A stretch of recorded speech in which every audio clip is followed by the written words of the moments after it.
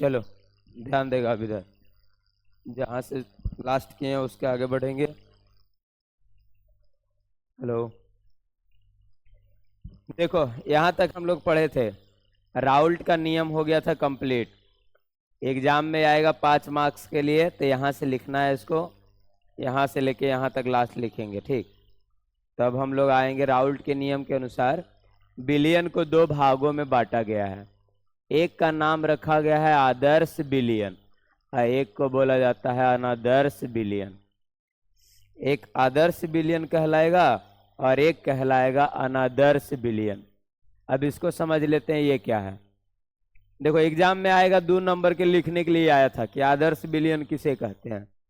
तो देखिए राउल्ट का जो नियम हम लोग पढ़े हैं, यदि कोई विलियन उस नियम को फॉलो करेगा तो कहलाएगा आइडियल विलियन, और यदि उसको फॉलो नहीं करेगा तो कहलाएगा अनआइडियल विलियन। तो इसमें डिफिनेशन इसका बस इतना सिंपल है, वैसा विलियन जो राउल्ट के नियम का पालन करता है, वैसा विलियन जो राउल्ट के नियम का लंबे समय तक, इन्हें कि थोड़ा सा पालन किया उसके बाद छोड़ दिया, राउल्ट के नियम का लंबे समय तक पालन करता है, लंबे समय तक पालन करता है, आदर्श विलियन कहलाता है। और इधर वाला में ये हो जाएगा वैसा विलियन जो राउल्ट के नियम का पालन लंबे समय तक नहीं करता है। राउल्ट के नियम का पालन लंबे समय तक नहीं करता है, क्या कहलाएगा? अनादर्श बिलियन कहलाएगा। बस इतना डिफिनेशन है, दोनों हम लोग याद करेंगे शॉर्ट में एकदम। इसका डिफिनेशन चलेगा, आदर्श बिलियन लिखने के लिए आएगा, ठीक, 2 नंबर के लिए, कि वह आदर्श बिलियन किसे कहा जाएगा। तो बस जो राउल्ट के नियम को फॉलो करेगा वो आदर्श बिलियन, और जो राउल्ट के नियम को फॉलो नहीं करेगा वो कहलाएगा अनादर्श बिलियन।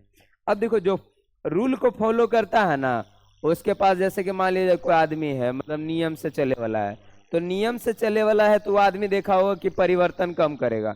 जैसे स्कूल में अच्छा टीचर वगैरह आ गया, हेड मास्टर, तो पैसा ज्यादा फालतू वगैरह ना समझ रहा है कि नहीं लेगा। तो वहीं पे यहाँ पर है कि यदि कोई राउल्ट के नियम का पालन जो विलियन करता है ना, तो उसका डेल्टा एच यानी उष्मा, हीट, गर्मी वगैरह जो उत्पन्न करता है वो न के बराबर करता है, तो डेल्टा एच हो जाता है 0। फिर इसके बाद डेल्टा वी का वैल्यू भी क्या हो जाता है? 0। यानी जो राउल्ट के नियम का पालन करेगा आइडियल विलियन होगा, और उसमें हीट उत्पन्न बहुत कम होगा, और उसका जो वेग होगा वो भी अपरिवर्तनशील होगा, यानी 0 हो जाएगा। इधर वाला मान में डेल्टा एच जो होगा वो परिवर्तनशील होगा, बदल के कुछ आ सकता है, और डेल्टा भी जो है वो भी आपका क्या होगा? परिवर्तनशील। तो एग्जाम में जब क्वेश्चन पूछेगा तो ये वर्ड से रिलेटेड सवाल नहीं पूछेगा, ये पूछेगा यहाँ पर कि आदर्श विलियन का डेल्टा एच का वैल्यू कितना होता है, यानी आदर्श विलियन में हीट बदलता है तो कितना बदलेगा, तो हीट नहीं बदलेगा उसमें, वैसा का वैसा सेम टू सेम रह जाएगा, तो ये हो जाएगा डेल्टा एच। फिर एक होता है डेल्टा भी पूछेगा। हम लोग को ज्यादातर इस चैप्टर में जो है ना याद करने वाला टॉपिक ज्यादा है, तो यहाँ डेल्टा एच का वैल्यू 0 हो गया, डेल्टा भी पूछ लेगा कि वेग कितना होगा। तो आदर्श आदमी कभी भी समझ जाओ कि उत्तेजित नहीं होता है, यानी उसका वेलोसिटी ज्यादा नहीं बढ़ता है, शांत रहता हो, इसीलिए डेल्टा भी क्या होगा? 0 होगा। तो यही दोनों विलियन हम लोग को यहाँ पढ़ना था, आदर्श विलियन और अनादर्श विलियन, ये दोनों हो गया हमारा कंप्लीट। अब देखो इसके बाद है आदर्श विलियन, अनादर्श विलियन के बाद एक पढ़ते हैं हम लोग जिसको बोलते हैं स्थिर क्वाथी मिश्रण। एक वर्ड आएगा, छोटा छोटा यहाँ पे वर्ड आते जाएगा, देखो स्थिर क्वाथी मिश्रण या विलियन। एग्जाम में ये वाला आता है, क्वेश्चन बोला जाता है, ये वाला एग्जाम में पूछा गया है 2 मार्क्स के लिए कि स्थिर क्वाथी मिश्रण किसे कहते हैं। देखो नाम से बहुत सारा क्वेश्चन जो है कहाँ से सॉल्व होगा? नाम से। स्थिर क्वाथी नाम से पता है, जिसका क्वथनांक स्थिर रहे उसको हम लोग बोलते हैं स्थिर क्वाथी। तो इसका मतलब समझो, जैसे देखो क्या है, एक मान लेते हैं एक पदार्थ हम लोग जैसे कि क्या करते हैं, घी में मिला दिए डालडा, घी प्लस डालडा हम मिला दिए, ठीक। अब हम क्या कर रहे हैं कि इसको हम खौला रहे हैं, गर्म कर रहे हैं, क्या यहाँ पे हीट दे रहे हैं। तो यदि हीट दे रहे हैं तो घी अपना क्वथनांक पे खोल के गैस बन रहा है, वही डालडा अपना क्वथनांक पे खोल के गैस बन रहा है अलग अलग, यानी एक ही टाइप में एक ही जगह से घी खोल के आपका वाष्प बन रहा है, और डालडा उसी कंटेनर में अलग से खोल के आपका क्या बन रहा है, उसी टेम्परेचर पे वाष्प बन रहा है। तो उसको बोलते हैं हम लोग स्थिर क्वाथी मिश्रण, यानी वैसा मिश्रण जिसमें दोनों का क्वथनांक एक ही है, यानी स्थिर क्वथनांक पे अलग अलग घटक के रूप में काम कर रहा है। 100 पे ई भी खोल रहा है, 100 पे ई भी खोल रहा है। तो जिसका स्थिर क्वथनांक मतलब जिसका क्वथनांक स्थिर रहता है उसको हम लोग बोलते हैं स्थिर क्वाथी मिश्रण। तो डिफिनेशन देना आसान होगा। इसका डिफिनेशन हम लोग कैसे देंगे, इसका डिफिनेशन देंगे वैसा विलयन जिसमें दो घटक का लो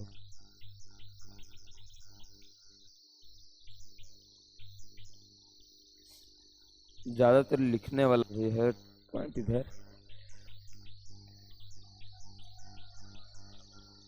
देखो यहाँ पे वैसा विलयन लिखने वाला आएगा एग्जाम में, तो हम लोग लिखेंगे वैसा विलयन, वाह वहीं से चिल्लाते आएगा, वैसा विलयन जिसका क्वथनांक स्थिर रहता है एवं स्थिर रहता है एवं ये दो घटकों से मिलके बने होते हैं, एवं ये दो अलग घटकों से मिलके बने होते हैं, यानी अलग अलग मेंबर है, घटकों से मिलकर बने होते हैं, ये कहलाएगा स्थिर क्वाथी मिश्रण। तो बस डिफिनेशन जानना है इसका कि स्थिर क्वाथी मिश्रण किसे कहेंगे, वैसा विलयन जिसका क्वथनांक स्थिर रहेगा और इसमें दो अलग अलग घटक मिलकर बने होते हैं, और हम गर्म करेंगे तो दोनों अलग अलग खोलेगा, एक ही जगह पे और अलग अलग खोलेगा, इसलिए इसको हम लोग बोलते हैं स्थिर क्वाथी मिश्रण। तो एग्जाम में आएगा 2 मार्क्स के लिए लिखने वाला ये सब क्वेश्चन है, ठीक एग्जाम में, और बस थोड़ा सा रट के हम लोग लिख देंगे, तो रटना भी नहीं है, उसमें डिफिनेशन वहीं पे लिख छुपा हुआ है, स्थिर क्वाथी तो न याद रहेगा तो लिख देना है, वैसा विलयन जिसमें दो पदार्थों का क्वथनांक स्थिर रहता है उसको हम लोग बोलेंगे स्थिर क्वाथी मिश्रण।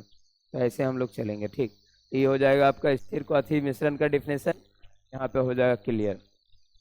अब हम लोग को चैप्टर का लास्ट टॉपिक पढ़ना है जिसका नाम है अनुसंख गुणधर्म। इसी से रिलेटेड 4 टॉपिक और आएंगे जहां से एग्जाम में न्यूमेरिकल भी आएगा, और चैप्टर का टोटल लास्ट पार्ट यही है, नाम है अनुसंख गुणधर्म। अब जैसे आदमी का गुण होता है वैसे ही विलयन का गुण है, कोलाइड का गुण है। तो हम लोग एक पढ़े थे कोलाइड का गुण, तो वहां भी पढ़े थे अनुसंख गुणधर्म, कोलाइड के प्रॉपर्टी को या कोलाइड के गुण को बोला जाता है अनुसंख गुणधर्म नाम है। तो जैसे ही इसका विलयन के यहाँ पे डिफिनेशन आ जाएगा, यहाँ विलयन या कोलाइड के ये दोनों में चल जाता है, ये विलयन या कोलाइड के गुणों को हम लोग क्या बोलते हैं, अनुसंख गुणधर्म कहते हैं, गुणों को अनुसंख गुणधर्म कहते हैं। बस सिंपल सा डिफिनेशन देना है, ये वाला हो जाएगा आपका, विलयन या कोलाइड के गुणों को क्या कहा जाएगा, आपका अनुसंख गुणधर्म कहा जाता है। बस इतना डिफिनेशन इसका, ठीक। एग्जाम में इससे रिलेटेड सवाल क्या बनाएगा इसके नंबर पे, यहाँ अनुसंख गुणधर्म ना 4 टाइप के होंगे, अनुसंख गुणधर्म जो है वो 4 है जिसको हम लोग को पढ़ना है। अनुसंख गुणधर्म कौन कौन है इसको हम लोग जान लेते हैं। पहला का नाम है वाष्प दाब का सापेक्षिक अवनमन, वाष्प दाब का सापेक्षिक अवनमन। फिर उसके बाद है हमारा दूसरा है जिसको हम बोलते हैं क्वथनांक का उन्नयन, क्वथनांक का उन्नयन। और तीसरा को हम लोग बोलते हैं हिमांक का अवनमन, हिमांक का अवनमन। अब देखिए ज्यादातर ये रटने वाला टॉपिक आ गया, ठीक, ये मतलब थोड़ा सा रटना पड़ेगा इसमें हम लोग को। सापेक्षिक अवनमन, और चौथा आपका क्या है, हिमांक का अवनमन है, और चौथा आपका हम लोग का है परासरण दाब। यही टॉपिक हमारा जो है इस चैप्टर का लास्ट टॉपिक भी पड़ेगा ये, ठीक। अब देखो एक एक करके 4 एग्जाम में क्या कर देगा, एग्जाम में का लिखता हमेशा क्वेश्चन यही बनाएगा, इस बार का भी सवाल रहा है इनमें से कौन अनुसंख गुणधर्म नहीं है, 4 ऑप्शन में से क्वेश्चन बनाएगा नहीं है, और 3 ऑप्शन देगा और चौथा नहीं देगा। चौथा कौन नहीं देगा वो याद रखना, प्रकाशीय क्रियाशीलता। लिख देगा। जब भी हमेशा क्वेश्चन जब भी बनाया ना ये वाला, तो इसका आंसर यही रखा है, प्रकाशीय क्रियाशीलता, फिर लिखा क्वथनांक का उन्नयन, फिर लिख देगा हिमांक का अवनमन, फिर परासरण दाब। ऐसे 4 ऑप्शन बनाएगा और कहेगा इनमें से कौन अनुसंख गुणधर्म नहीं है। तो अनुसंख गुणधर्म 4 होंगे, वाष्प दाब का सापेक्षिक अवनमन, क्वथनांक का उन्नयन, हिमांक का अवनमन और फिर परासरण दाब। ये 4 होता है। ये 4 में से हम लोग को एक एक करके पढ़ना है, और यहाँ से न्यूमेरिकल एग्जाम में भी पूछा जाएगा, उसको हम लोग ध्यान में रखेंगे। चलो आगे, थक नहीं रहा है अभी? शुरू में नहीं थक रहा है अभी? चारों नाम याद रहेगा? याद रखो तो, चलो चारों याद करो तो, 1-2 मिनट का टाइम दे रहे हैं। 4 गुणधर्म कौन कौन है? वाष्प दाब का सापेक्षिक अवनमन, क्वथनांक का उन्नयन, हिमांक का अवनमन, परासरण दाब।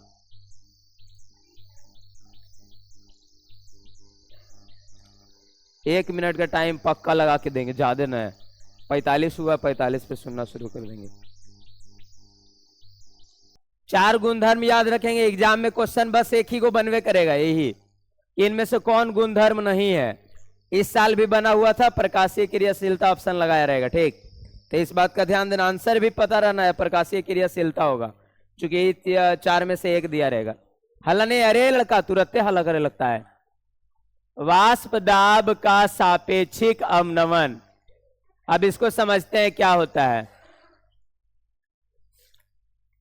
इसको बोला जाता है RLVP इंग्लिश में। हाँ, क्या होगा इसका full form? Respective lower vapour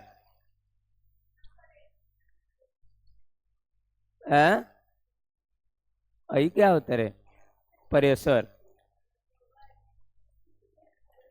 respective मतलब धीरे धीरे घटना, और लोअर मतलब कम होना। अरे ये देखो, समझो बहुत आसान है। यहां पर क्या है, हम लोग देखो इसका इस्तेमाल करते हैं।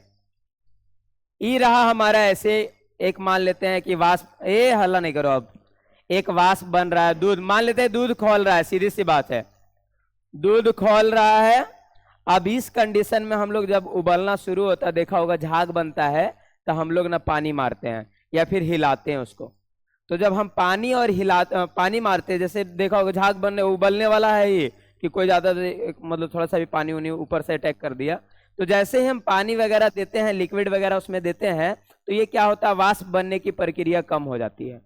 इसी को हम लोग बोलते हैं RLVP, यानी सीधी समझ जाओ, जब कोई द्रव वाष्पीकृत हो रहा है, उसमें हम कोई पदार्थ मिला दिए जिससे वेपर बनना कम हो गया, इसी प्रोसेस को, इसी प्रक्रिया को बोलते हैं वाष्प दाब का सापेक्षिक अवनमन।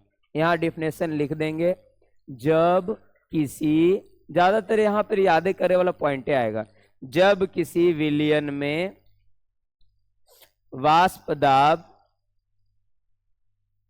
का मान विलायक के, सॉरी उल्टा लिख दिए, विलयन में विलायक का वाष्प दाब, विलायक का वाष्प दाब विलयन के समान हो जाता है। इसका डिफिनेशन ऐसे लंबा चलेगा, लेकिन हम लोग को समझना वैसे है, विलयन के समान हो जाता है तो वाष्प बनने की दर में कमी को, वाष्प बनने की दर में कमी को वाष्प दाब का सापेक्षिक अवनमन कहा जाता है। वाष्प दाब का सापेक्षिक अवनमन कहा जाता है, कहा जाता है। समझ गया? बस खाली याद कैसे रखना है, जब कोई द्रव गर्म होकर वाष्प बन रहा है, उसमें हम नया पदार्थ ऐड करेंगे तो इसका वेपर बनना कम हो जाएगा, उसी को बोला जाता है वाष्प दाब में सापेक्षिक अवनमन। एक देखिए, एक केमिकल है जिसको हम दूध में डाल के खौलाएंगे तो दूध कभी भी खौल के बाहर नहीं निकलेगा। एक केमिकल डाला जाता है उसमें, उसको हम लोग बोलते हैं जिलाइट करके, कुछ ऐसा केमिकल है, नाम कंफर्म नहीं कंपनी का, मतलब वो बनाती है, ठीक। तो वो कंपनी वो वाला डालेगा ना केमिकल दूध में, तो वेपर बनने ही नहीं देगा। अब वेपर जब बनने नहीं देगा तो आपका खोलेगा ही नहीं, गिरेगा नहीं। कुछ याद करा रहे? बायोलॉजी याद के ले तू के है? अब देखो इसी को हम लोग न्यूमेरिकल वैल्यू में कैसे लिखते हैं, ध्यान देगा। इसी को हम लोग लिखते हैं कि जब मान लेते हैं कि कोई वेपर आपका ऐसे है, लिक्विड बन रहा है, हला नहीं, हला कर लगता पूरा तुरंत तुरंत। एक तो इतना कठिन कठिन चीज पढ़ रहा है एकदम, यू सब सिलेबस में कुछ कुछ केमिस्ट्री का सिलेबस तो और दो चार को ऐसा चैप्टर डाला है जरा जिंदगी से कोई मतलब नहीं है, और अगर बाद भी हम लोग को पढ़ना है। इसके पहले वाला कितना अच्छा अच्छा था, नहीं पॉलीमर में तो सब उपयोगी चीज है, तो उपयोग। फिर दैनिक जीवन में रसायन वाला चैप्टर पढ़े तो उसमें उपयोगी था, तो उस वाला ठीक ठाक है, खाए पिए वाला। और ये पढ़ रहे हैं बिलियन, तो वो बिलियन में भी कुछ दूर तक सही था, ठीक ठाक मिला उला पीते हैं इन्हें। ये वाष्पदाब हो रहा है, ये हो रहा है, होने दो। तो यहाँ पे देखो, अरे लड़का कुछ कर रहा है तू, सब ज्यादा थी। द्रव से गैस बन रहा है, हाँ द्रव से गैस बन रहा है, तो जब हम लोग डाल देंगे यहाँ पे तो कमना शुरू हो जाएगा। तो शुरू वाले को प्रेशर को ना हम बोलते हैं P1 नॉट, ठीक। अब शुरू वाले प्रेशर को हम बोलते हैं P1 नॉट, और शुरू वाले को P नॉट बोलते हैं, और बाद वाले जब हो जाता है तो उसको हम लोग बोलते हैं P1 या कुछ ऐसा बोलते हैं। तो यहाँ पर क्या करते हैं, देखो समझो कि प्रेशर हम लोग जानते हैं किसके समानुपाती होता है, पढ़े हैं हेनरी के नियम से, P समानुपाती x। तो हम लोग लिखते हैं P बराबर, यहाँ पे P नॉट लिखा था x, फिर हम लोग पढ़े थे P1 का वैल्यू निकालना रहे तो P1 नॉट x1 ऐसे लिखते हैं। तो बोला जाएगा कि सापेक्षिक अवनमन किसके बराबर होगा। तो देखो पहले कोई भी पहले जो भी आपका लिक्विड रहेगा उसका प्रेशर को P नॉट बोलते हैं, बाद में मान लेते हैं परिवर्तन हो के इतना हो गया, तो बोला जाएगा कि डेल्टा P यानी जो आपका प्रेशर में परिवर्तन हुआ कितना होगा, तो ये हो जाएगा P minus P1, P not minus P1, यानी पहले इतना था बाद में प्रेशर घट के इतना हो गया। तो P not minus P1, P1 को क्या बोलते हैं P1 नॉट, और यहाँ पर x1। अब देखो यहाँ पे ऐसे समझना है कि शुरू में जब हम लोग लिए थे तो ये P नॉट जो है ना उसको भी यहाँ पे P1 नॉट मानना है, इसलिए चूंकि पहला विलियन का ये है इसीलिए। अब यहाँ पे हम P1 नॉट कर देते हैं, यहाँ पर यहाँ बच गया 1 माइनस x1, और पढ़े थे एक बार और, ये चूंकि न्यूमेरिकल वैल्यू से आपको कोई ज्यादा लेना देना नहीं, खाली बस जानना है, ठीक। एग्जाम में आपसे ये कोई मतलब की चीज नहीं है, एग्जाम में मतलब का चीज बस इतना पूछ के छोड़ देगा आपसे। इधर ये बोलोगे ये जो पढ़ रहे हैं वो किसका है, ये वाला जो पढ़ रहे हैं वो किसका है, बायो इंजीनियरिंग सिलेबस है, यही वाला में यही वाला पूछा जाएगा आपसे। यहाँ पर क्या हो जाएगा P1 नॉट और 1 माइनस x1 पढ़े थे, x1 प्लस x2 का वैल्यू 1 होता है, तो यदि हम x2 बराबर इतना करें तो 1 माइनस x1, तो ये हो जाएगा 1 माइनस x1 को क्या लिखेंगे P1 नॉट x2, P बराबर इतना। अब इसका काम, इसका यूज कहाँ पे होता है, इस सब का यूज उधर होता है, दूध को गर्म कर रहे हैं ठंडा कर रहे हैं ये सब में होता है, ठीक। हम लोग को बस जानना था थ्योरी। ये हो गया कंप्लीट, वाष्प दाब का पहला वाला हम लोग का क्लियर हो गया। वाष्प दाब का सापेक्षिक अवनमन, इसको हम लोग बोलते हैं ये वाला। एग्जाम में इस पे न्यूमेरिकल नहीं आएगा, अगला जो टॉपिक है उस पे न्यूमेरिकल आएगा, देखेंगे ध्यान से।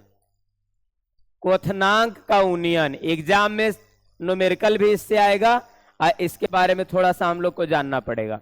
क्वथनांक का उन्नयन, हाँ पीछे पूरा हल्ला करो, ये किया था तुम बैठे ले, एक तो इतना दिन के बाद की जन करने की घूम रहा था कर रहा था, सब पढ़े के नाम पर कौन कौन कांड करवेले था उधर।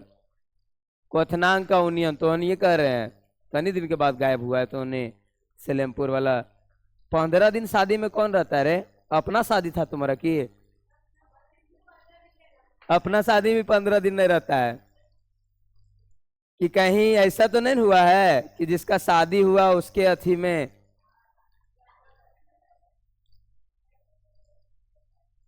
आ? तो उधर देख के बोल रहे, उसका मतलब वही उन लोग का है कि शादी हुआ कोई और, किसी और का, रो रहा पूरा मोहल्ला, वही वाला तो नहीं है। चलो आगे, क्वथनांक का उन्नयन। क्वथनांक का उन्नयन समझिए, देखो क्या है, उन्नयन का मतलब होता है बढ़ जाना। जैसे एक काम होता है, इसका काम देखिए, क्वथनांक का उन्नयन का नियम का उपयोग कहाँ होता है, कुकर में। हम लोग जानते हैं खाना कुकर में जल्दी बनता है, खाना जो आपका है कुकर में जल्दी बनता है। चालू किए थे रे, हाँ चालू है चालू है। खाना कुकर में जल्दी बन जाता है, इसका कारण, इसका एक ही कारण है कि पानी जो 100 डिग्री पे खौलता है कुकर में 120 पे खौलता है। अब देखो 100 डिग्री पे जितना वेपर बना रहा था और 120 पे जाके वो खोल ही रहा है, तो जब 120 पे खोलेगा तो ये वेपर ज्यादा बनाएगा। अब वेपर ज्यादा बनाएगा यानी वाष्प ज्यादा बनाएगा, वाष्प जितना ज्यादा बनेगा खाना उतना जल्दी पकेगा। यही कारण है कि कुकर में खाना जल्दी बनता है। उसका एक कारण बस कि क्वथनांक कुकर में पानी का बढ़ जाता है, 100 पे नहीं खोलता है, वहां 120 पे खोलता है। अब वेपर बनता है। और दूसरा कारण ये खुला भी नहीं है, इसके वेपर को हम लॉक करके भी रखते हैं, जिसके कारण ये खाना को जल्दी बना देता है। किसी भी चीज को जल्दी गलाना वगैरह है तो ये काम कर देता है। यही काम उल्टा हो जाता है उसमें। पहाड़ पर जब हम लोग चढ़ जाए, अब यहाँ पे चढ़ जाते हैं, पानी खोल जाता है 80 डिग्री सी पे, और 80 डिग्री सी पे खोलता है तो चावल जब उसमें हम डाले हैं तो चावल जो वाष्प बन के, यानी जो आपका चावल गलना चाहिए जितना पे, वो गलना चाहिए 100 डिग्री के वाष्प पे, और जो टेम्परेचर है पानी खोल जा रहा तुरते 80 डिग्री पे। तो यहाँ पे पहाड़ पे जब हम खाना बनाते हैं तो कच्चा रह जाता है। अब बोलेगा ये वाला नॉर्मल पहाड़ नहीं जो ऊंचा रहता है उस पर आपका कुलतियम बनाता है तो ठीक है बन जाता है वो भी, लेकिन लेट लगता है, नॉर्मल की तुलना में ज्यादा लेट लगेगा आपको। हाँ बोलो। हाँ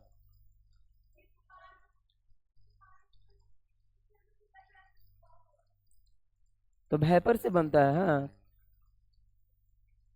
सूखा रहा तो जल जाएगा या फट जाएगा, और गीला रहा तो मतलब बॉयल होगा। कुछ केमिकल नहीं है, कोई केमिकल नहीं है उसमें, नमक उमक के साथ करवा देता है। हाँ हाँ प्रेशर है, सब प्रेशर के कारण सब खिले लगता है। इतना प्रेशर देंगे तुम लोग खुदे पढ़े लगता है ना, लगता है इतना प्रेशर पड़ रहा है, बाद में देखो ना एग्जाम के पहले जब प्रेशर आएगा अपने पढ़े लगेगा ना। ना ये कुछ मतलब रिजल्ट उजल्ट लावे के लिए अभी पढ़ाया जा रहा है तो अभी कोई प्रेशर नहीं, अभी प्रेशर कम है, अभी पहाड़ पर है हम लोग, बाद में आए कुकर में। पहाड़ पे 80 डिग्री पे खोल जाता है जिसके कारण ये है। तो बात आता है कि बढ़ता कैसे है किसी का क्वथनांक।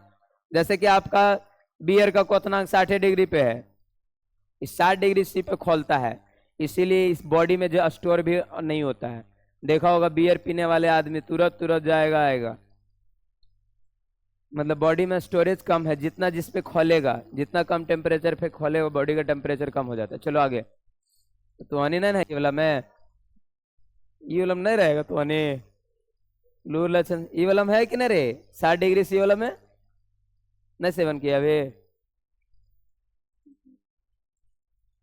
तो पे के विश्वास करे,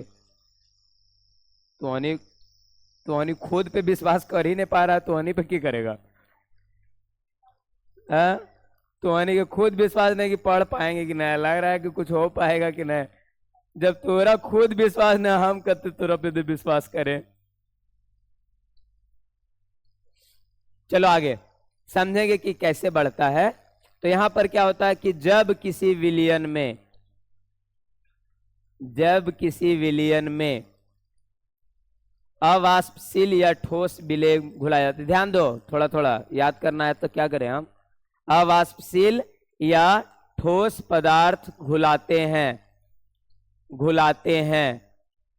तो विलयन का वाष्प दाब घट जाता है, विलयन का वाष्प दाब घट जाता है, जिसके कारण क्वथनांक बढ़ जाता है। इसे ही क्वथनांक का उन्नयन कहते हैं, जिसके कारण क्वथनांक बढ़ जाता है। अब इसको समझते हैं ये क्या मतलब, ये क्या बात बोला गया जो हम लोग को अभी समझ में नहीं आया। ये क्या बोला कि एक लिक्विड है, हर जगह जैसे मान लेते हैं विलयन है। अब इस विलयन में क्या किए कि कुछ पदार्थ को, यहां ध्यान दो, ये विलयन है हमारा, ये खोल रहा, मान लेते हैं इसको 100 डिग्री पे खौला रहे हैं, 100 डिग्री पे खौला रहे हैं तो ये वेपर बना रहा है, वाष्प बना रहा है। अब क्या हुआ कि हम लोग इसमें कुछ और चीज डाल दिए, इसमें मान लीजिए घी वगैरह, डालडा वगैरह, तेल डाल दिए। अभी तेल डाल दिए तो क्या हुआ कि ऊपर के सतह पे वेपर बनना कम हो गया, यानी विलयन का वाष्प दाब यानी प्रेशर लगाना कम कर दिया। प्रेशर कम कर दिया तो क्या हुआ कि प्रेशर कम हो गया, यानी प्रेशर लगा रहा था, जैसे कि कोई आदमी, जैसे कि आपका नॉर्मल है, नॉर्मल पानी को हम गर्म कर, दूध को हम गर्म कर रहे हैं, तो दूध को जब हम गर्म करते हैं तो देखा होगा तुरंत यदि हीट बढ़ा दे तो तुरंत खोल के बाहर आ जाता है। लेकिन यदि हम हीट कम रखें यानी प्रेशर को कम रखें, तो प्रेशर को जब हम कम रखते हैं तो उसको क्वथनांक क्या रहता है? जैसे कि यहाँ पर नहीं समझ पा रहे, कैसे और अच्छा से डिटेल करना पड़ता तो सब। यहाँ देखो ये वेपर है, यहाँ पे हम कुछ ऊपर में डाल दिए, तो इसका प्रेशर गया घट, प्रेशर घट गया तो क्या करेगा? प्रेशर घट गया तो वाष्प बनाना तो चाहेगा, ये चाहेगा कि हम वेपर बने। अब वेपर बने तो ऊपर प्रेशर घटल है, तो इसलिए पूरा और ज्यादा मतलब समझो अंदर से ताकत लगाता है और ज्यादा खोले की कोशिश करता है ताकि प्रेशर मेंटेन कर सके, यानी जो प्रेशर इसको ऊपर लगाया गया ऊपर ढकेल सके, ऊपर हटा सके। तो ऊपर हटाने के लिए जो प्रेशर लगाते हैं जो ये होता है, जिसके कारण क्या होता है? इसका क्वथनांक बढ़ जाता है। ये खोल रहा था पहले 100 डिग्री सी पे, तो यहाँ पे खोल रहा था तो वाष्प आसानी से बाहर निकल जा रहा था। ये जब पे हम डाल दिए कुछ रुकावट, तो ये क्या हो रहा है कि वाष्प बनने नहीं दे रहा है, तो ये और कस के खोलना शुरू कर दिया। इसी को हम लोग बोलते हैं क्वथनांक का उन्नयन। अब यही सब हम लोग को पढ़े बच गया कि काहे खोल रहा है ना, सिलेबस से ऐसा बना हुआ है, कोई दिक्कत नहीं है, पढ़ना तो है ना। इसे क्वथनांक का उन्नयन कहते हैं, इसे क्वथनांक का उन्नयन कहते हैं, इसे क्वथनांक का कहते हैं हम लोग उन्नयन। चलो बस इतना याद रखिएगा। अब इसका न्यूमेरिकल यहां पर ध्यान दो। नॉर्मल क्या है, ऐसे हम लोग एक देखो पैराग्राफ बना देते हैं, एक्स एक्सिस कर देते हैं इसको वाई एक्सिस कर देते हैं। अरे लगा पीछे अलग रहेगा ज्यादा, एक्स एक्सिस है और वाई एक्सिस है। मान लेते हैं T1 टेम्परेचर पे इसका नॉर्मल जो है उसको बोलते हैं TB नॉट। TB नॉट का मतलब, नॉट नीचे नहीं ऊपर, TB नॉट का मतलब अभी खोलना शुरू हुआ है, लगातार जिस पॉइंट पे खोल रहा है उसको हम लोग बोलते हैं शुरुआती पॉइंट। तो ये है TB नॉट। अब खोलते खोलते इसका क्वथनांक गया बढ़, आई हो गया TB। TB का मतलब बॉइलिंग टेम्परेचर, इसको शॉर्ट में ऐसे लिख रहे हैं, बॉइलिंग टेम्परेचर को TB बोला जाता है। TB नॉट का मतलब शुरुआती बॉइलिंग टेम्परेचर, नॉट का मतलब शुरुआती होता है। तो ये बढ़ा परिवर्तन को हम लोग बोलते हैं डेल्टा बी, जितना बढ़ेगा उसके परिवर्तन को बोलते हैं डेल्टा बी। तो जो डेल्टा बी होगा ना, जो डेल्टा TB होगा ना, वो समानुपाती होगा किसका? मोल अंश का, जितना वेपर बनेगा उसका। अब डेल्टा ये समानुपाती होगा आपका मोल अंश का। अब डेल्टा TB बराबर यहाँ समानुपाती का चिन्ह हटाएंगे तो ये लिखाएगा KB। KB का मतलब होता है स्थिरांक ऑफ बॉइलिंग पॉइंट, यानी कहने का मतलब क्वथनांक स्थिरांक इसको बोलते हैं, KBX। अब देखो यहाँ से डेल्टा TB बराबर यहाँ पर होता है KB, X का मतलब होता है W2 बटा M2। हम लोग पढ़े थे वेट बटा मोलिकुलर वेट। तो जो पदार्थ मिलता है विलेय पदार्थ, उसको उसके मोल अंश के समानुपाती होता है, तो विलेय पदार्थ को हम लोग बोलते हैं दूसरा पदार्थ, सेकेंड। और जो विलयन होता है, जिसमें जो पहले से घुला होता है या विलायक रहेगा, उसको हम लोग बोलते हैं फर्स्ट पदार्थ। इसीलिए W बटा M होना चाहिए वनली, लेकिन हम लिख रहे हैं W2 बटा M2। इसका मतलब जो पदार्थ घुलाया गया था उसमें, उसका W2 और उसका M2। और यहाँ पर क्या हो जाएगा? X। यहाँ पर आपका देखो यहाँ ये है, फिर यहाँ से चलो डेल्टा TB बराबर यहाँ होता है KB गुने W2 बटा यहाँ पे हो जाएगा M2, और नीचे क्या हो जाता है? विलायक का द्रव्यमान, यानी जो घुलाने वाला है इसको हम लोग W1 लिखते हैं। तो यहाँ W1 लिखते हैं, और W1 रहता है ग्राम में, इसीलिए हम लोग 1000 से गुना करते हैं इसको। तो एक सूत्र बनता है, एग्जाम में ये वाला पूछा जाता है, इसीलिए बनाया इसको। डेल्टा TB बराबर KB गुने W2 गुने 1000 बटा M2 गुने W1। अब यहाँ पर है क्या क्या ये सब चीज? डेल्टा TB का मतलब हो गया क्वथनांक में परिवर्तन, और KB का मतलब हो गया क्वथनांक उन्नयन का स्थिरांक, यानी कितना बढ़ा उसका रेट वाला है उन्नयन का स्थिरांक। फिर उसके बाद यहाँ पर अगला जो टॉपिक आ जाएगा, W2 का मतलब हो गया विलेय, यानी जो घुलने वाला है, विलेय का द्रव्यमान। M2 का मतलब हो गया आपका, M2 का मतलब हो गया विलेय का मोलर द्रव्यमान, विलेय का मोलर द्रव्यमान। और फिर यहाँ पर हो जाएगा आपका W2 हो गया, और W1 का मतलब हो गया विलायक का द्रव्यमान, यानी जो घुलाने वाला है उसका द्रव्यमान। अभी एगो फॉर्मूला है हम लोग को याद रखना पड़ता है, ये वाला डेल्टा TB बराबर, देखो ध्यान से ये वाला याद रखना पड़ेगा। डेल्टा TB बराबर KB गुने W2 गुने 1000 बटा M2 गुने W1। ये क्या क्या है? डेल्टा TB का मतलब परिवर्तन, डेल्टा मतलब परिवर्तन, क्वथनांक में परिवर्तन, बॉइलिंग टेम्परेचर। तो क्वथनांक में परिवर्तन, केबी का मतलब स्थिरांक है, ये कांस्टेंट चीज, किसी चीज को आपका जैसे देखा होगा पहले लोग तराजू ऐसे पकड़ते थे हाथ से, तो हाथ से पकड़ते थे तो कोई तराजू का पलड़ा इधर भारी रहता था, कोई इधर उठा रहता था, तो हम लोग एगो डालते थे उसमें लटकाते थे, तो जो हम लटकाते हैं वही स्थिरांक है, यानी स्थिर करने वाले चीज को स्थिरांक बोलते हैं, तो ये स्थिरांक है क्वथनांक उन्नयन का स्थिरांक। और W2 का मतलब विलेय का द्रव्यमान, और M2 का मतलब विलेय का मोलर द्रव्यमान, मोलर मतलब उसका आणविक भार, जैसे निकालना कल सीखे थे C6H12O6 वाला। W1 का मतलब होगा विलायक का द्रव्यमान। तो एग्जाम में यहाँ से ये आएगा, ये टोटल हम लोग को लिखना पड़ता है, 5 मार्क्स का आता है, यहाँ से आएगा क्वथनांक का उन्नयन किसे कहते हैं लिखना पड़ेगा।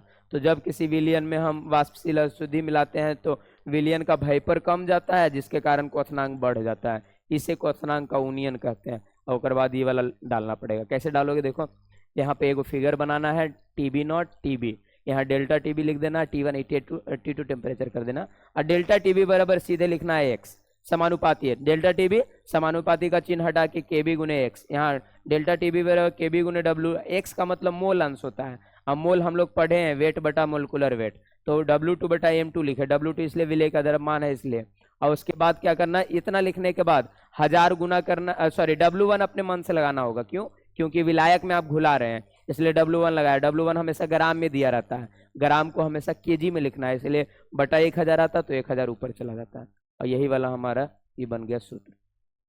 अब एग्जाम में इससे क्या करवाएगा हमसे, एग्जाम में एक न्यूमेरिकल पूछेगा, देखिए क्या पूछेगा, क्वेश्चन रहेगा कि 75 ग्राम बेंजीन में, ऐसे क्वेश्चन रहेगा 75 ग्राम बेंजीन में 25 ग्राम ग्लूकोज, या फिर कर दो यूरिया, 25 ग्राम यूरिया मिलाया जाता है, तो उसका क्वथनांक में, एक न्यूमेरिकल देख लेते हैं, एक बनाने के लिए देंगे, ठीक, बेंजीन में 25 ग्राम यूरिया मिलाया जाता है, तो उसके क्वथनांक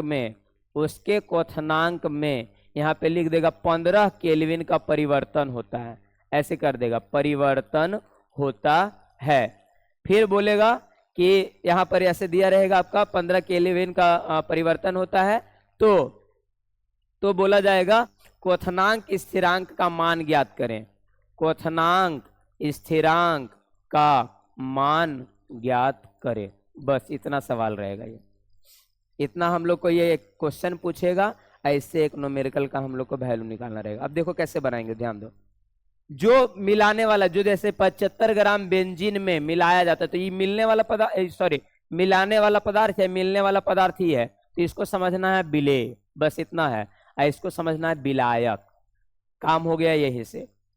अब जो जो दिया है उसको लिखना है, देखो हम लोग जब फार्मूला लगाएंगे डेल्टा TB वाला, तो उसके फार्मूला में कौन कौन आएगा, KB आएगा, यहाँ हो गया W2 बटा M2 गुने W1 गुने 1000, और हम लोग को कहा जाए क्या दिया जाएगा और क्या निकालने के लिए बोला जाएगा, बस इस बात का ध्यान देना है। डेल्टा TB यानी देखो यहाँ से हम लोग को देखेंगे कौन कौन मान दिया है, तो क्वथनांक में परिवर्तन को बोलते हैं डेल्टा TB, यानी 15 केल्विन जो लिखा हुआ है वो किसका वैल्यू है, डेल्टा TB का, तो डेल्टा TB का वैल्यू 15 केल्विन, ये हो गया, ध्यान देगा एग्जाम में आएगा ये वाला। अगला हम लोग को कह रहा क्वथनांक स्थिरांक निकालिए, तो हम लोग पढ़े हैं केबी को क्वथनांक स्थिरांक बोलते हैं, यानी केबी का मान निकालना है, तो केबी बराबर लगा दीजिए भाट। फिर कहा जा रहा है, फिर हम लोग W2 M2 और W1 चाहिए, 3 और चाहिए हमें, क्योंकि एक का निकालना है तो 3 और चाहिए, तो W2 का मतलब जो विलेय पदार्थ मिलाया जाता है, तो 25 ग्राम मिलाया जा रहा है, तो W2 का मतलब हो गया 25 ग्राम, ठीक। अब यहाँ पर W1 जिसमें मिलाया जा रहा है 75 ग्राम बेंजीन में, तो W1 का वैल्यू हो गया 75 ग्राम। अब यहाँ से हम लोग को एक और मान निकालना रहेगा, वो रहेगा M2, M2 मान हम लोग को निकालना रहेगा, तो M2 कैसे निकलेगा, M2 हम लोग पढ़े थे यूरिया है, तो यूरिया को मिलाया जा रहा है, तो यूरिया का सूत्र पहले पढ़े थे NH2CONH2, तो इसका जितना वेट है ये कैसे पढ़े थे, नाइट्रोजन का होता है 14 प्लस 2 गुने हाइड्रोजन का 1 होता है, कार्बन का कितना 12, ऑक्सीजन का कितना 16, और नाइट्रोजन का फिर कितना 14, पर इसका कितना 2 एक कम 2 यानी 2 कर देते हैं, 2 गुने, अब जोड़ो तो 2 14 2 16 16 32 12 44 2 46 14 60, यही क्या निकल गया, ये निकल गया AM2 का वैल्यू, यानी जो आपका है AM2। अब हम लोग को जो पूछा जा रहा है वो आराम से निकाल देंगे, फार्मूला लगा के निकालो। डेल्टा TB बराबर के बी गुने, फिर से लिखना पड़ रहा है, गुने 1000 बटा M2, M2 कितना है, M2 गुने W1। चलो इस पे लगाते हैं। डेल्टा टीबी का मान दिल्ली है, डेल्टा टीबी कितना 15, तो इस साइड में लिखो 15, 15 बराबर केबी का मान निकालना है, केबी की जगह केबी रहने दो, गुने W2 का मान, W2 का मान है 25 ग्राम, तो 25 लिखते हैं, गुने 1000 ऊपर हो जाएगा बटा नीचे M2, M2 यहाँ लाए हैं 60 ग्राम, W2 है वो 25, 60, W1 फिर फार्मूला में W1 75 ग्राम, ऐसे बस एकरे कैलकुलेट करके हम लोग निकाल देंगे। देखो यहाँ से 25 या 75, पहले ऐसे काट लो नीचे से नीचे, फिर काट सकते हैं हम लोग, 0 से 0 काट सकते हैं, ये 0 से 0 हटा दो। अब यहाँ पे 100 बचा हुआ है, यहाँ पर बचा हुआ है हमारा कितना, ये आपका, तो ऐसे काट सकते हैं, ऊपर से ऊपर 3 पचे 15, यहाँ हो जाएगा 20 पचे 100, 3 हो गया, इधर 20 हो गया, अब कटने वाला नहीं है, अब डायरेक्ट क्या हो जाएगा, यहाँ से देखो गुना करना पड़ेगा, तिरछा गुना, 6 तिया 18 गुने 3, 18 तिया 54 बराबर 20 गुने केबी, इसलिए केबी का मान निकालना है, तो 54 बटा 20 ये हो जाएगा आंसर। ऐसे आपका लिखा रहेगा, ठीक, ये अब हम लोग का क्वेश्चन रहेगा, इसको बनाना है। फिर से देखो तो समझा रहे हैं, फिर एगो देंगे अभी बनाने के लिए, ठीक। 75 ग्राम बेंजीन में 25 ग्राम यूरिया मिलाया जाता है, जो चीज मिलाया जाएगा उसको याद रखना है विलेय, वो हमेशा 2 वाला में चलेगा, M2 W2 ऐसे, और फिर जिसमें मिलेगा वो आपका विलायक कहलाएगा W1। तो उसके क्वथनांक में 15 केल्विन का परिवर्तन होता है, तो ज्ञात करें। तो देखो यहाँ से हम लोग डेल्टा टीबी पहले पता किए कि कौन कौन दिया हुआ, तो तापमान में परिवर्तन या क्वथनांक में परिवर्तन को डेल्टा टीबी बोलेंगे, तो डेल्टा टीबी 15 के, फिर उसके बाद केबी का मान इसमें निकालना था, क्वथनांक के स्थिरांक का मान निकालिए, तो केबी बराबर 8, फिर यहाँ पे W2 का वैल्यू था आपका 25 ग्राम, क्योंकि देखो यहाँ विलेय के द्रव्यमान को बोला जाएगा W2, तो W2 का वैल्यू विलेय वाला द्रव्यमान था 25, तो 25 लिखे। अब विलायक के द्रव्यमान को बोला, जो घुलाएगा उसको बोलेंगे W1, और उसके बाद हम लोग का ये वाला में मोलर द्रव्यमान, इसका मान निकालना था, तो हमने मोलर द्रव्यमान इसका निकाल लिया। कभी कभी एग्जाम में मोलर द्रव्यमान ही पूछेगा कि इसका क्या होगा, अब केबी दे देगा, कोई 5 में से 4 दिया रहेगा, एगो गायब रहेगा, बस इतना है, फॉर्मूला याद रहेगा तो तुम लोग बना दोगे, ये हो जाएगा इतना, ऐसे को कैलकुलेट कर लिया हम लोग। चलो एगो लिखो तो, क्वेश्चन लिखो कि बोर्डवे पे लिख दे, बोर्डवे पे लिख देते ना है, कि बोर्डवा मतलब इन लोग दिमाग लगा रहा है कि बोर्डवा पे जो रहेगा ओकरा देख के उस तरह से बनाएंगे। चल छापा ना, तो तोनी छापाइया तो ये तोनी अपने से चले के लूर है, तोनी तो दूसरे को देख के चलवे करता है, दे ऐसे की कह रहा है, नहीं देखे हैं पीछे पीछे चल दिया तो चल दिया। लिखो 100 ग्राम पानी में, 100 ग्राम पानी में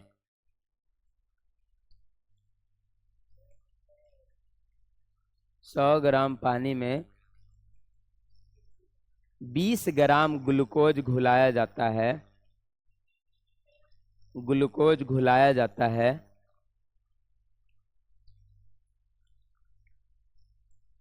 तो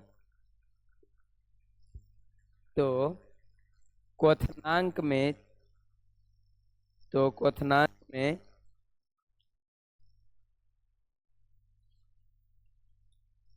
क्वथनांक में 20 केल्विन का परिवर्तन होता है, केल्विन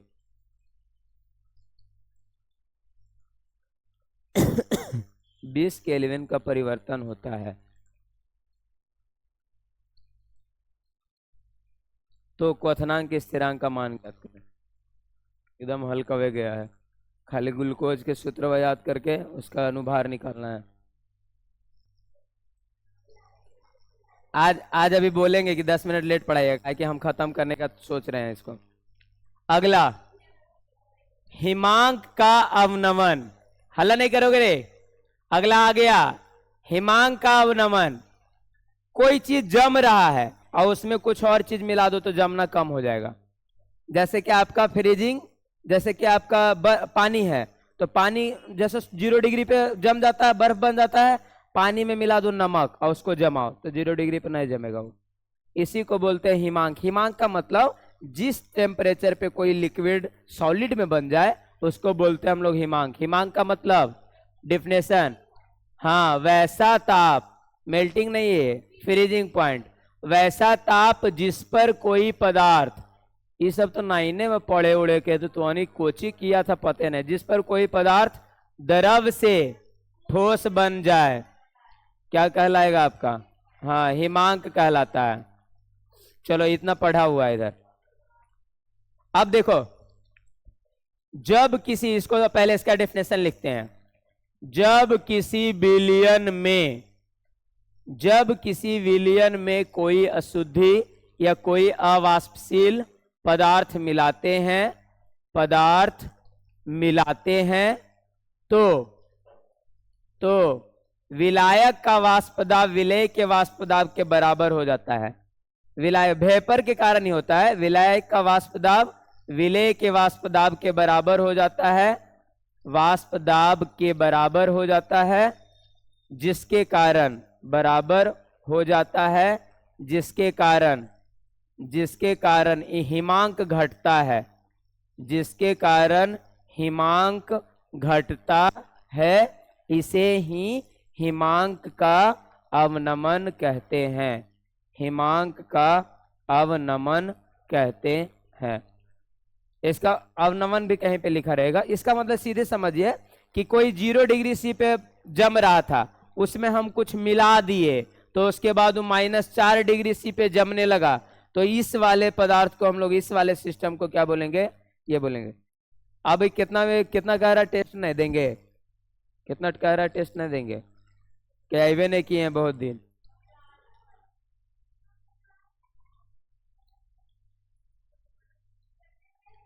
बायोलॉजी वाला क्या है? तो आओ इन्हें तीनों तो सब कर मैथ से मारेंगे बायोलॉजी पर है?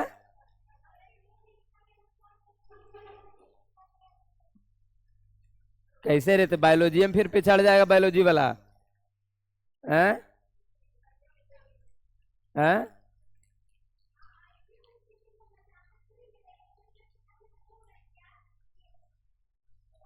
इन लोग को 2 साल पहले इन लोग गलती हो गया हम लोग से, इन लोग जन्म नहीं लिया था तहिए बोल देना था, इन लोग पैदा उदा नहीं हुआ, डाउनलोडे हो रहा था तहिए बोल देना था कि टास्क याद कर लेना इतना बहुआ, तो याद करेगा। शर्म नहीं लगा तो नहीं रहे सुने में, देखो ना कितना खुश हुआ। हाँ 2 महीना बोला, हाँ जिसमें तो हम नहीं बोल रहे हैं अभी, केमिस्ट्री का क्या पता क्या हुआ होगा, वो तो सरस्वती मैया ही जाने कि इतना पढ़ा दिए पूरा, चलेंगे रे और बाद ही हाल होगा, की हाल होगा वो पता चलेगा। अच्छा एक वो कुछ छोटा मोटा चीज केमिस्ट्री वाला याद होगा तो नहीं के याद होगा रे? 2 आवश्यक प्रोटीन के नाम बताओ तो। इस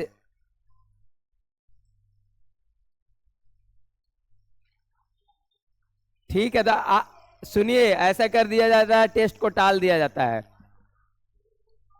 हाँ पूछ ले, इतना दिन से ऐसे पढ़ाई टेस्ट के कारण भी रुक रहा है, तो तुम मारना नहीं जानते, मारो नहीं सबके, ज्यादा बरियार थोड़ू ही सब।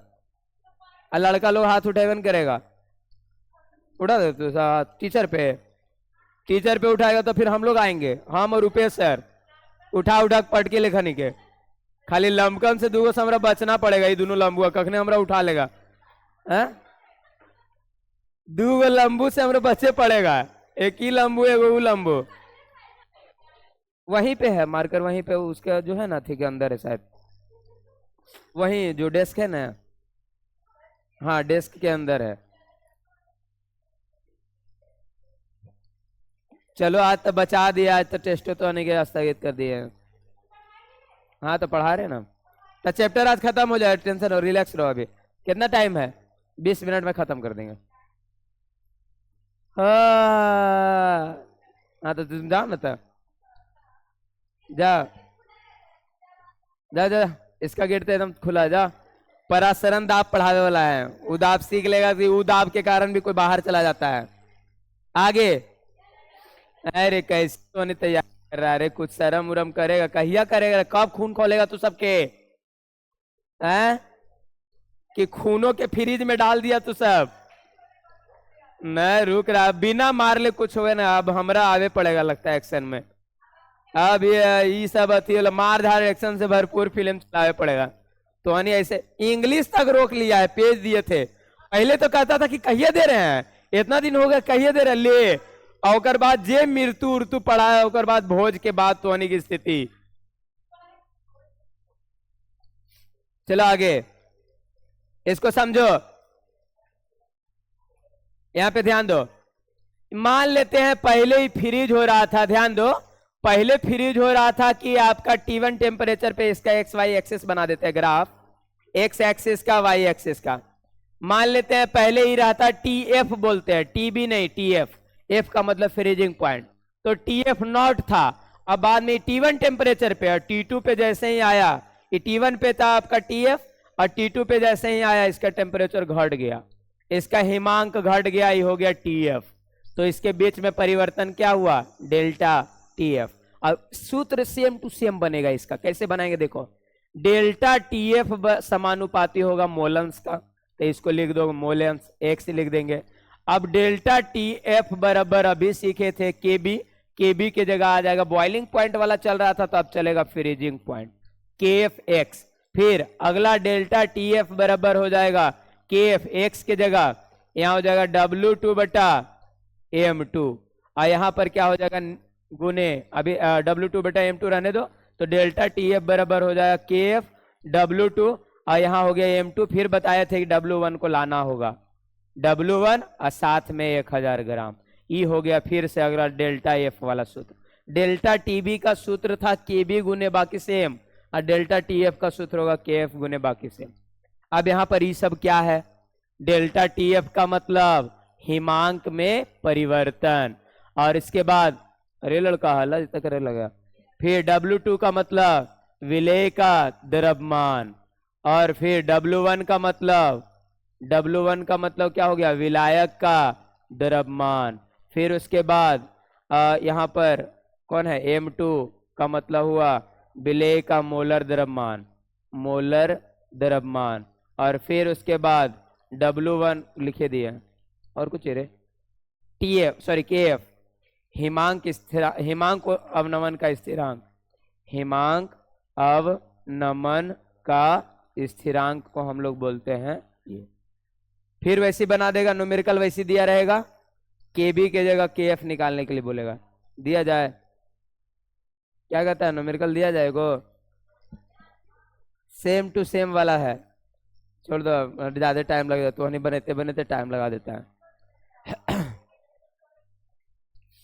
चलो इस पे न्यूमेरिकल सीख लेंगे आगे, कोई दिक्कत नहीं। विलियन चैप्टर का न्यूमेरिकल लास्ट में, न्यूमेरिकल हम 2 चैप्टर का लास्ट में पढ़ाते हैं, ताकि एग्जाम में न्यूमेरिकल आए तो बनाना सीखा रहे, ऐसे तो थ्योरी वगैरह भूल जाएगा साथ ही साथ, इसलिए वहां पे अभी रहने देते हैं उसका सूत्र के साथ उसको ब्लॉक। चलो अगला, परासरण दाब, चैप्टर का सबसे लास्ट पॉइंट यही पढ़ना है, चैप्टर यहीं पे क्लोज करेंगे, ठीक। तो यहाँ पर ध्यान देगा परासरण दाब क्या है। यहाँ पर क्या होता है कि ऐसे हम लोग समझते हैं, देखा होगा बहुत सारी चीजों को हम लोग देखे हैं, घटना, इसको जान लेते हैं। घटना में क्या होता है कि जब हम पानी में क्या डालते हैं, किशमिश वगैरह, ऐसे समझिए पानी है उसमें हम लोग पानी वाला आपका है, इसमें हम किशमिश डालते हैं। तो जब हम कोई पदार्थ डालते हैं, चना डालते हैं या फिर कुछ डालते हैं, तो होता क्या है कि पानी ना क्या करता है, पानी है लो इसको बोलते हैं हम लोग लो कॉन्सेंट्रेशन, निम्न सांद्रता, आई घुसना चाहता है, इंटर कर जाता है किसमें, उच्च सांद्रता में। तो जिस दबाव के कारण, हल्ला नहीं करो रे लड़का, जिस दबाव के कारण कोई विलयन निम्न सांद्रता से उच्च सांद्रता की तरफ प्रवाहित होता है, उसी को हम लोग बोलते हैं परासरण दाब। यानी क्या है, लो डेंसिटी वाला से, पानी में क्या है कुछ मोलकुल नहीं एक्स्ट्रा, लेकिन ये जो है आपका चना वगैरह उसमें आपका मोलकुल है, इसलिए मोलकुल है तो इसको बोलते हैं सांद्रण, इसको बोलते हैं सांद्रित, एक को बोला जाता है सांद्रण वाला, एक तो तनु घोल बोला जाता है। तनु घोल का मतलब उसमें बहुत कम मात्रा में कोई चीज है, डाइल्यूट बोला जाता है, और एक होता है कॉन्सेंट्रेटेड, यानी उसमें उसकी मात्रा ज्यादा है। तो जब पानी क्या है, पानी कहाँ जाएगा, चना में। लेकिन यही बात उल्टा होगा, कहां पर, जब हम लोग अचार में पानी डालेंगे तो देखा होगा अचार से पानी बाहर निकलता है। तो इसको, ये भी आपका क्या प्रेशर का ही देन है, ये प्रेशर के कारण होता है। तो पहले प्रेशर समझ गए कि कोई प्रेशर क्या करता है, निम्न सांद्रता से उच्च सांद्रता की तरफ क्या करता है, विलयन के कण को गति करवाता है। तो उसको बोलते हैं हम लोग परासरण दाब। तो डिफिनेशन एग्जाम में आएगा लिखने के लिए कि परासरण दाब किसे कहते हैं। तो यहां पर इसका डिफिनेशन हम लोग कैसे लिखेंगे, यहां पे इसका डिफिनेशन लगाते हैं, रुको अभी समझते हैं तीनों घोल क्या है, इसको क्या बोला जाएगा।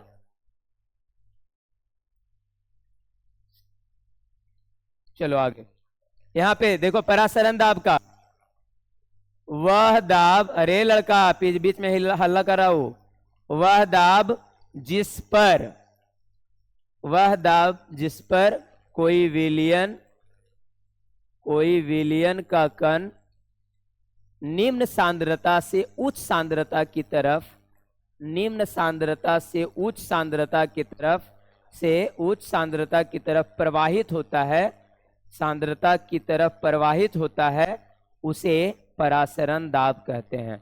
प्रवाहित होता है उसे परासरण दाब कहते हैं, उसे परासरण दाब कहा जाता है, यह कहते हैं। बहुत आसान है। एक समझिए कि हम लोग के पास भी क्या है, हर एक जगह एक प्रेशर होता है। उस प्रेशर में क्या, जैसे कि कल हम लोग सीखे थे उस टाइम कि स्याही कलम के अंदर भरा रहता है, लेकिन जैसे ही हवा की कम मात्रा में लेके जाए या उसका कैप निकाल दे और ऐसे रखे तो उससे स्याही गिरने लगता है। तो हम लोग वो वाला दाब भी क्या है, आपका परासरण दाब है, एटमॉस्फेरिक प्रेशर है।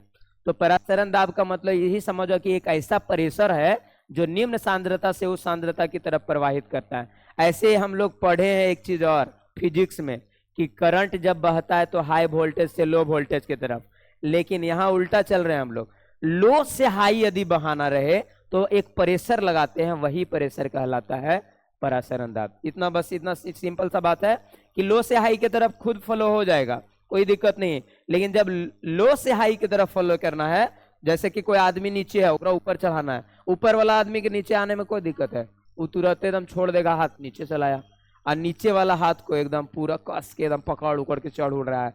तो समझ आए कि नीचे से जब हम ऊपर जाते हैं, निम्न सांद्रता से उच्च सांद्रता, और उसके बीच में जो प्रेशर लगाते हैं उसी प्रेशर को बोलते हैं परासरण दाब। तो परासरण दाब हो गया हम लोग का क्लियर।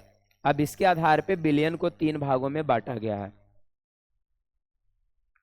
देखो परासरण दाब के आधार पे एग्जाम में आएगा, विलयन को 3 भागों में बांटा गया है।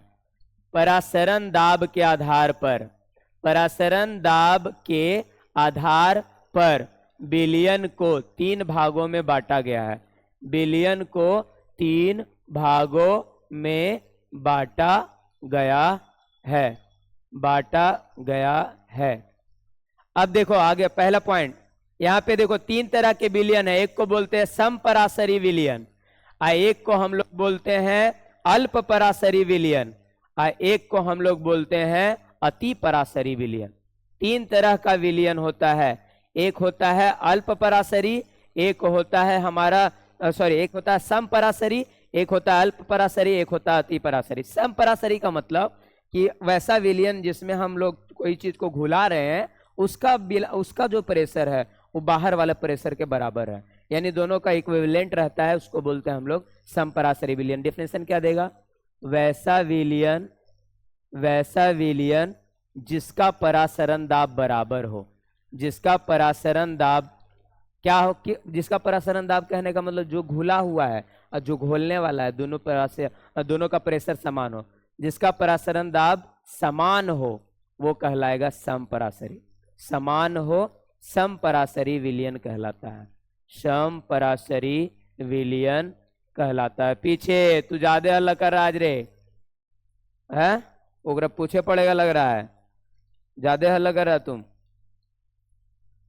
देखो समपरासरी विलयन का एग्जाम्पल क्या है, जब हम लोग के बॉडी में पानी सलाइन किया जाता है तो जो पानी डाला जाता है वो पानी है और कुछ नहीं है, लेकिन उस पानी में नमक घोला रहता है, लेकिन हम लोग नमक घोल के नहीं चढ़ा सकते हैं, इन्हें के घर वाला नमक घोल दिए और चढ़ा दिए, उसमें उसकी मात्रा रहती है और वो मात्रा होता है मात्र 0.9%। तो जो 0.9% नमक के साथ जो विलयन पाया जाता है उसी विलयन को बोला जाता है समपराशरी। एग्जाम में क्वेश्चन आया है कि इनमें से कौन समपराशरी विलयन है, उसमें ऑप्शन यही बनेगा, इक्के गो। जो पानी बोतल में सलाइन करते हैं हम लोग पानी, वो पानी बॉडी में नहीं चढ़ेगा। कब तक? जब तक पानी बॉडी में नहीं चढ़ेगा। कारण जैसे ये पानी है, इधर वाला जो हमारे बॉडी के अंदर का पानी है उसमें कुछ ना कुछ साल्ट मिल गया, खाना वगैरह खाया तो उसमें साल्ट मिला हुआ है, इस पानी में नहीं है। तो जब हम ये पानी चढ़ाएंगे ना तो हमारे बॉडी वाला पानी बाहर आना शुरू हो जाएगा। अब पानी नहीं आया तो ब्लड बाहर आना शुरू हो जाएगा। इसीलिए हम लोग उसका प्रेशर, ब्लड का प्रेशर ज़्यादा है, इसीलिए जब हम पानी सलाइन करते हैं तो उस पानी में हम लोग साथ में नमक डालते हैं। नमक क्या करता है, वहाँ का प्रेशर बराबर कर देता है, जिसके कारण आराम से इधर वाला पार्टिकल उसमें चला जाता है, उधर वाला इधर नहीं आ पाता है। तो यही है, मान लेते हैं देखिए। लेकिन उस दौरान इस बात का भी ध्यान रखा जाता है, पानी बोतल किसी का खाली हो रहा है तो खाली होने से पहले हटा लेना है। इन्हें कि पूरा पैसा लगाए हैं तो पूरा पानी चढ़वाओ, लास्ट का एयर बबल यदि बन गया गलती से तो पूरा का समझ आओ कि 1-2 मिनट में पूरा ब्लड खींच लेगा तुम्हारा बॉडी का, इतना ज्यादा खतरनाक है। इसलिए पानी से लाइन में लगा हुआ व्यक्ति का हमेशा ध्यान देना है, इन्हें और छोड़ देना है सुतले। रात उत में कभी हो जाता है, एक घटना ऐसी अभी घटा है कुछ दिन पहले, सलाइन लगा के छोड़ दिया। अब सलाइन लगा के छोड़ दिया तो पानी था, वो पानी के कारण प्रेशर बराबर था तो ब्लड के अंदर जा रहा था पानी। अब क्या हुआ कि पानी खत्म हुआ तो प्रेशर खत्म हो गया। अब प्रेशर जैसे ही लो हुआ तो सीरीज ये बोतल में खून आना शुरू हो जाएगा, यानी अब बाहर से अंदर आना शुरू हो जाता है। तो इसीलिए ये वाला हम लोग डालते हैं। तो 0.9% नमक वाला जो घोल है, सलाइन बोतल है, वो यही है। तो सलाइन बोतल में कुछ और नहीं रहता, पानी चढ़ाने का मतलब पानी ही चढ़ा रहे हैं। लेकिन स्पेशल अब एक बात और है कि देखा होगा पानी चढ़ाने के दौरान भी प्यास लगता है, तो बात ये भी हम लोग को समझ में ना आता कि पानी हम चढ़ाइए रहे हैं तो इसको पानी प्यास कैसे लग रहा है। तो जो हम पानी चढ़ा रहे हैं वो ऑलरेडी नस के जरिए वो जा रहा है कहाँ पे, वो आपका वाल्व वगैरह के सिस्टम में जा रहा है। ये जो पानी पी रहे हैं वो सारा अंग में जा रहा है, यानी बॉडी के हर एक हिस्से में। पहले कहाँ पानी पिएंगे तो कहाँ जाएगा, नाक। जैसे देखा होगा कोई भी चीज का एडवर्टाइजमेंट आता है, जब पीता है तो देखा होगा कि पहले सर में जाएगा, सर वाले हिस्से में। सर मतलब सर पूरा खोखलाना है, जहां तक जाना है ऊपर। हाँ, जैसे हम लोग पानी उनी पीते हैं तो पहले दिमागे शांत होता है, हाँ अच्छा लगा, मतलब माइंड को सबसे पहले सूचना मिलता है तो उधर जाता है। उसके बाद बॉडी रिफ्लेक्ट करती है कि कहाँ कहाँ इसका जरूरत है, पहले पावर हाउस में भेज देता है। पावर हाउस हमारा यही मस्तिष्क है, भेज दिया, उसके बाद जहाँ कहाँ कहाँ जरूरी है जी सप्लाई कर दिया जाता है, वही वाला काम यहाँ होता है। तो 0.9% नमक का इस्तेमाल कहाँ होता है, समपराशरी विलयन में। अगला क्या हुआ इसका है?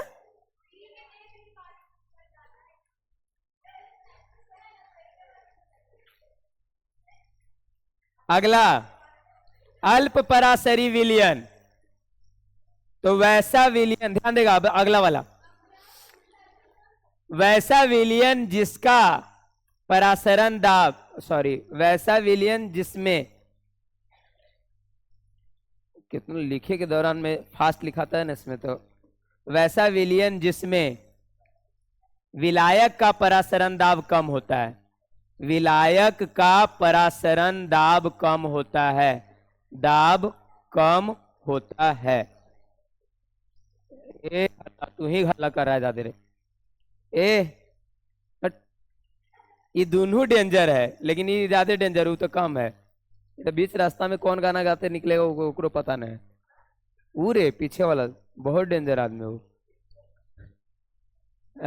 अब देखबो नहीं करता है, छोटा आदमी को देखबे नहीं करता है, ऐसे देखता हूँ मार्केट उर्केट में, ओकर सामने हम ऐसे खड़ा है, ठीक बोल रहा है कि हमने तो उसी टाइम क्या बोले, अब छोड़ो। अल्प पराशरी विलयन में क्या होगा, कोई भी चीज जिसमें आपका भरता है, कोई चीज जाके कोई चीज उसमें इंजेक्ट होगा, वो सब कहलाएगा आपका क्या, अल्प पराशरी। जैसे एग्जांपल इसका क्या लेंगे, फूलने वाला जितना चीज होगा अल्प पराशरी होगा। फूलता किसमें, पानी में, तो पानी चला जाता है किसमें, जैसे किशमिश वगैरह है तो पानी चला जाएगा अंगूर के कण में, फुला देगा उसको, तो पानी जाता है कहाँ, लो से हाई में, तो इसीलिए उसको बोलते हैं अल्प पराशरी।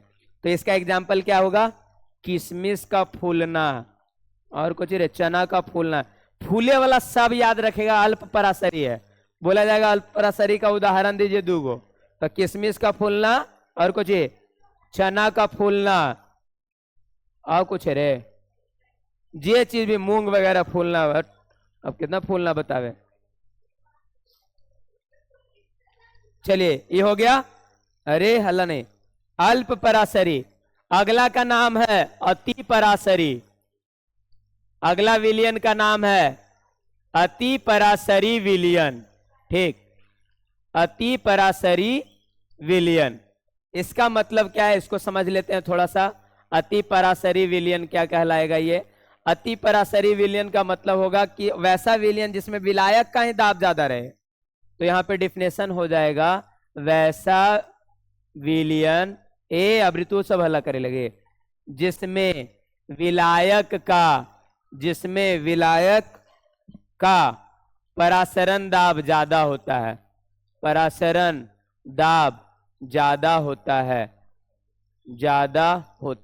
है। जिसमें उल्टा चलेगा, इसमें क्या होगा, अचार वगैरह देखे होंगे, पानी छोड़ता है वो बाहर, और कुछ हम लोग का त्वचा इधर पानी छोड़ता है एक्स्ट्रा वाला में। तो अगला क्या हो जाएगा, इसका एग्जाम्पल कौन हो जाएगा, अचार। और कुछ रे, अचार के साथ अति पराशरी विलियन में कौन आएगा, अचार है, वो ज्यादा अच्छा वाला एग्जाम्पल है।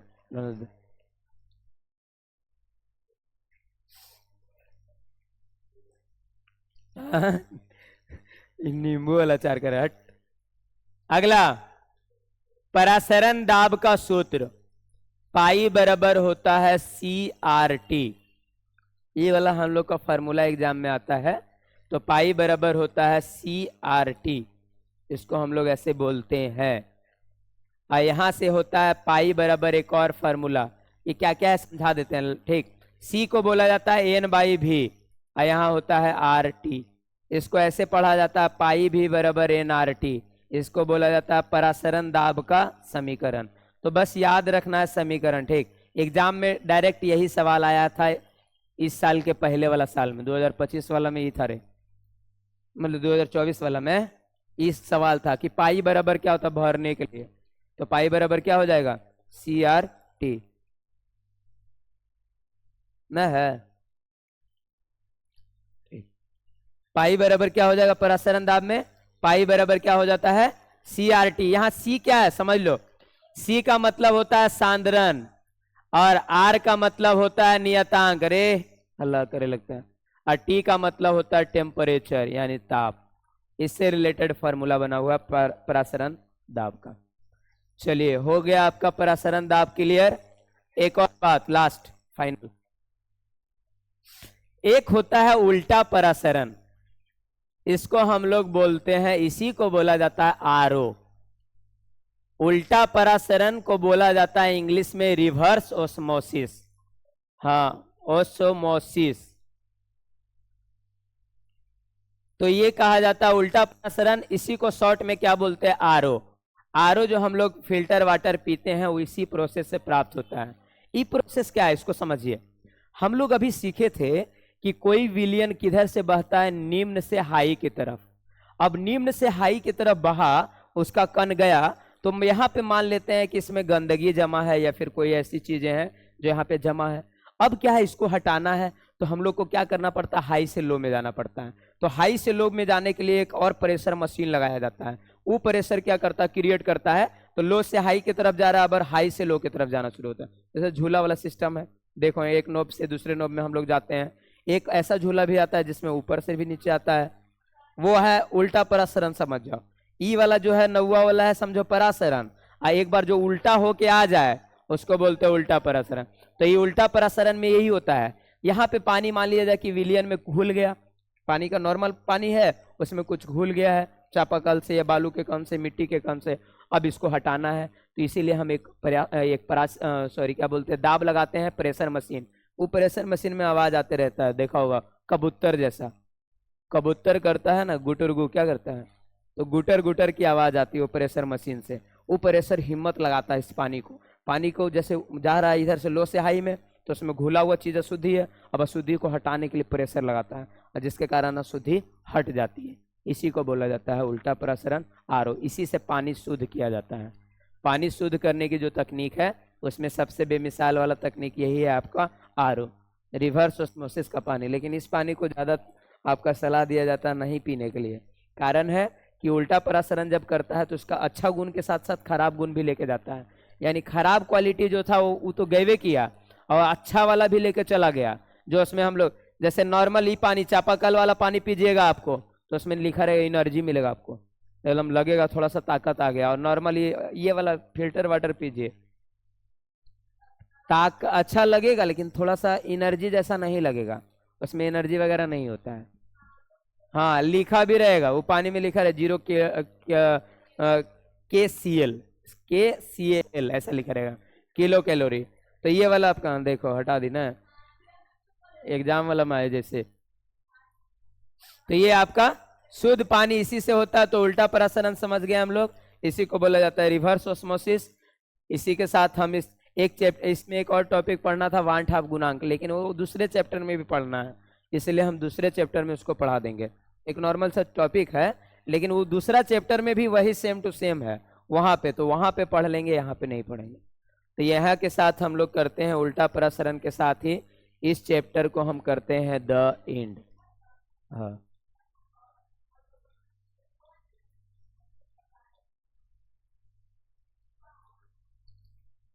आरओ को ही रिवर्स उसमें से है। इसी के साथ हम लोग विलियन चैप्टर खत्म कर लिए। हमारा चैप्टर कितना खत्म हो गया? एक तो फंडामेंटल केमिस्ट्री खत्म कर लिए थे, जैव अणु हो गया ना, जैव अणु बायो और फिर बहुलक भी हो गया, दैनिक जीवन में रसायन, ठोस, विलयन, पृष्ठ रसायन, तत्वों का निष्कर्षण। 7 चैप्टर हो गया। हमारे पास 6 चैप्टर और है जिसमें 4 चैप्टर मात्र 15 दिन का है। तो 2 चैप्टर और कभी भी पढ़ना रहे वो पढ़ा दिया जाएगा। छोटा छोटा चैप्टर है। अब केमिस्ट्री को थोड़ा स्लो कर देंगे, बहुत फास्ट चले गए। ठीक है, कल लेके आओ, कल इंग्लिश का पोएम ही पढ़ाएं।